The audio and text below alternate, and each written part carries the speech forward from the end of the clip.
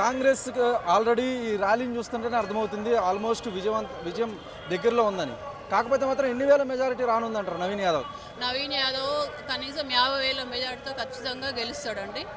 ఈ చూస్తుంటే మీకు అర్థమవుతుంది, నామినేషన్కే ఇంత ప్రభావం ఉంటే రేపు ఎలక్షన్స్ తర్వాత నవీన్ విజయం ఎట్లుంటుందో మీరు ఒకసారి ఊహించుకోవచ్చు. అంటే అటువైపు దాదాపు 3 సార్లు సిట్టింగ్ ఎమ్మెల్యే ఇప్పుడు టఫ్గా ఉండనుందని అయితే మాత్రం అందరూ చెప్తున్నారు. అంటే ఎలా ఉండబోతుంది అంటారు రాబోయే రోజుల్లో? మరి అంటే ప్రచారం ఇంకాస్త ఎక్కువగా చేయనున్నారంటారు?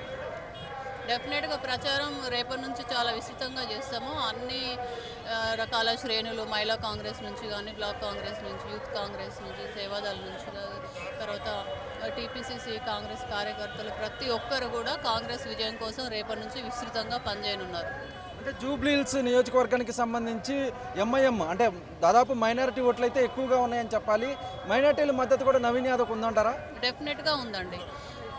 మైనార్టీ ఎప్పుడైనా కూడా కాంగ్రెస్ పార్టీకి ఖచ్చితంగా మద్దతు ఇస్తుంది. దాంట్లో భాగంగా నవీన్ యాదవ్ కుటుంబం కూడా ఇక్కడ ఎంఐఎంతో కానీ, ఇక్కడ ఉన్నటువంటి ముస్లిం ఫ్యామిలీస్కి కూడా కుల మతాలకు అతీతంగా వాళ్ళు అనేక సేవా కార్యక్రమాలు చేస్తారు కాబట్టి వాళ్ళకు ఎంఐఎం మద్దతు కూడా డెఫినెట్గా ఉంటుందని చెప్పి భావిస్తున్నాం. ఫైనల్గా జూబ్లీహిల్స్లో ఏ జెండా ఎగరనుందంటారు? ఎవరు అడ్డా కానుందంటారు?